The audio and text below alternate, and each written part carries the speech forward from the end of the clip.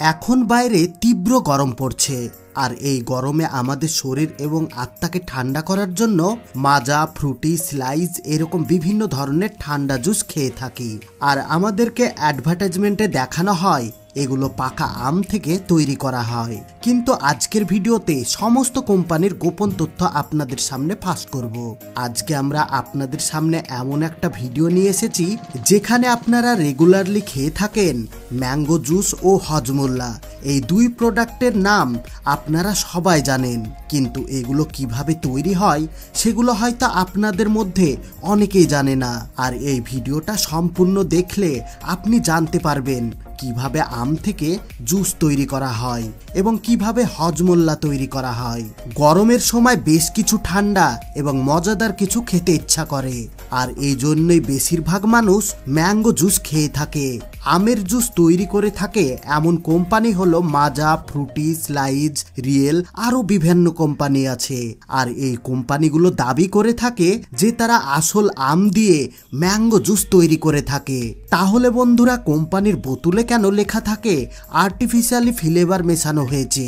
আর ছোট থেকে বড় মানুষ পর্যন্ত হজমোল্লা খেতে সবাই পছন্দ করে, আর এগুলো খাবার সময় ভাবতে থাকেন যে কিভাবে তৈরি করা হয়েছে। তো বন্ধুরা, চিন্তা করার কিছুই নেই। আজ এই ভিডিওর মাধ্যমে আপনাদের দেখাবো কিভাবে হজমোল্লা তৈরি করা হয়। তো বন্ধুরা, সর্বপ্রথমে আম গাছ থেকে আম পাড়া হয়ে থাকে, যেখানে আলাদা আলাদা জিনিসের ব্যবহার হয়ে থাকে এবং আম পাড়া হয়, এবং নিচে পড়া আমগুলো থেকে তার ডাঁট ছাড়িয়ে দেওয়া হয়। আর এই কাজগুলো খুব সাবধানের সাথে করতে হয়, কারণ যখন আমের ডাঁট ছাড়ানো হয় তখন এক ধরনের আঠা বের হয়। এই আঠা হাতের মধ্যে ও মুখের মধ্যে লাগলে স্কিনে এইরকম ভাবে ঘা হয়ে যায়, আর এই আঠা যদি আমের উপরে পড়ে তাহলে আমটিও খারাপ হতে পারে। আর এই জন্যই হাতে গ্লাভস পরে এইসব কাজ করা হয়। এরপর কিছুক্ষণের মধ্যে ট্যাম্পলিনের মধ্যে ভরে দেওয়া হয়। এবার আমের উপরে কেমিক্যাল ছড়ানো হয় এবং 1 মিনিটের মধ্যে জলের মধ্যে রাখা হয়, যাতে আমের আঠার মধ্যে যে অ্যাসিড থাকে সেটা নষ্ট হয়ে যায়। এরপর আমগুলোকে এলিভেটর লোডারের উপরে রাখা হয়, আর এই মেশিনের সাহায্যে আমগুলোকে পেটির মধ্যে ভরা হয় ক্যারি করার জন্য। পাকা আম যেন নষ্ট না হয়ে যায় তার জন্য পেটির মধ্যে ফোমের স্টিক দেওয়া হয়, আর এর উপরে আমগুলো পড়ে। আর এইভাবে সব আমগুলোকে পেটির মধ্যে ভরা হয় যাতে কোনো রকম আম নষ্ট না হয়। তারপর এই সব পেটিগুলো কোনো গাড়ির সাহায্যে স্টোর করার জন্য ফ্যাক্টরিতে নিয়ে যাওয়া হয়। আম যখন ফ্যাক্টরিতে চলে আসে তারপর এগুলোকে ওয়াশিং প্রেসের মধ্যে পাঠানো হয়, যেখানে কন্টেনারের মধ্যে জল থাকে, সেখানে আম ঢেলে দেওয়া হয়। আর একটা মেশিনের সাহায্যে আমগুলোকে এখান থেকে অন্য একটি মেশিনে পাঠিয়ে দেওয়া হয়। এরপর আমগুলোকে হিটিং এবং সফটেনিং প্রসেসের জন্য পাঠানো হয়, আর এখানে আমগুলোকে গরম জলের মধ্যে 5 মিনিট পর্যন্ত রাখা হয়, কারণ আমের মধ্যে থাকা পলিফিনল অক্সিডেন্ট নষ্ট করা হয়। আর এই প্রসেসের জন্য আমের রং খুব সুন্দর হয়ে যায়। আর এই কাজ হওয়ার পর একটা কনভার বেল্টের মধ্যে রেখে আম পাঠানো হয়, আর এই কনভার বেল্টের পাশে পাশে ওয়ার্কাররা থাকে যারা আমগুলোকে বেছে নিতে থাকে, এবং যদি খারাপ বা নষ্ট আম থাকে তাহলে সেটাকে সরিয়ে ফেলে। আর যেগুলো ভালো আম সেগুলো কনভার বেল্টের সাহায্যে গিয়ে অন্য একটি মেশিনে জমা হয়। এরপর ডেস্টোনিং মেশিনের সাহায্যে আমগুলোকে ছাল ছাড়িয়ে আঠি বের করে আলাদা করে নেওয়া হয়। এরপর আমের শ্বাসগুলোকে পাল্পিং অ্যান্ড এক্সট্রাক্টর মেশিনে পাঠানো হয়, যেখানে এগুলোকে গ্রাইন্ড করে আমের জুস বানিয়ে দেওয়া হয়। আর এগুলো 2 ধরনের জুসে তৈরি করা হয়, একটি হলো ইউথ পাল্প এবং অন্যটি হলো ইউথ আউট পাল্প। আর এই 2 ধরনের জুসকে বের করার জন্য আলাদা আলাদা ফিল্টার লাগানো থাকে। তারপর এগুলোকে জুস ডিগ্রেস মেশিনের মধ্যে পাঠানো হয়, আর এখানে জুসের মধ্যে থাকা এয়ার পার্টিকেলগুলো রিমুভ করে দেওয়া হয়, যাতে জুসের মধ্যে অক্সিজেন থাকে তার সাহায্যে অক্সিজেন না করতে পারে। তারপর এই জুস 90 থেকে 95 ডিগ্রি তাপমাত্রায় 10 থেকে 15 মিনিট পর্যন্ত গরম করা হয়। আর এই জুসের মধ্যে ডেনসিটি সমান থাকে না, আর বেশ কিছু ছোট বড় পার্টিকেল থাকে যা এই জুসকে খারাপ করতে পারে। তাই এই সমাধানের জন্য হোমোনোজিশন মেশিনের মধ্যে 20 থেকে 25 মেগাপিক্সেল প্রেসারের মধ্যে রাখা হয়, আর এই প্রসেস 3 বার পর্যন্ত করা হয়। আর এই প্রসেস করার পর বড় বড় পার্টিকেলগুলো জুসের মধ্যে মিশে যায়। এরপর এই জুসগুলো স্টোলাইজেশন প্রসেসের জন্য পাঠানো হয়। আর এই স্টোলাইজেশন প্রসেসের সাহায্যে জুসের মধ্যে থাকা ব্যাকটেরিয়া নষ্ট করে ফেলা হয়। জুস স্টোলাইজেশন মেশিনের মধ্যে ভরে 62 থেকে 85 ডিগ্রি সেলসিয়াসে তাপমাত্রা পর্যন্ত গরম করা হয়। আর এই প্রসেস বেশ কয়েকবার করা হয়ে থাকে। এরপর জুসগুলো ঠান্ডা করে নেওয়া হয়। এই প্রসেসটা করার জন্য জুস অনেক দিন পর্যন্ত নষ্ট হয় না। এরপর জুস বড় বড় ট্যাঙ্কারের মধ্যে স্টোর করে রাখা হয়।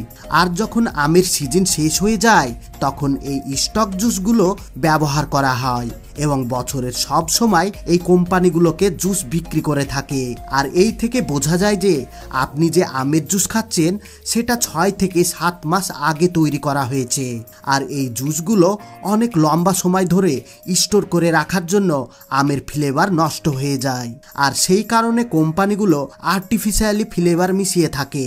আর এই ফ্লেভারের জন্যই লম্বা সময় ধরে স্বাদ ও টেস্ট বজায় থাকে। আর এই জুসগুলো আসল আমের হয় কিন্তু এর স্বাদ নষ্ট হয়ে যায়। তাই লম্বা সময় ধরে আমের স্বাদ রাখার জন্য এই আর্টিফিশিয়ালি ফ্লেভার প্রয়োগ করা হয়।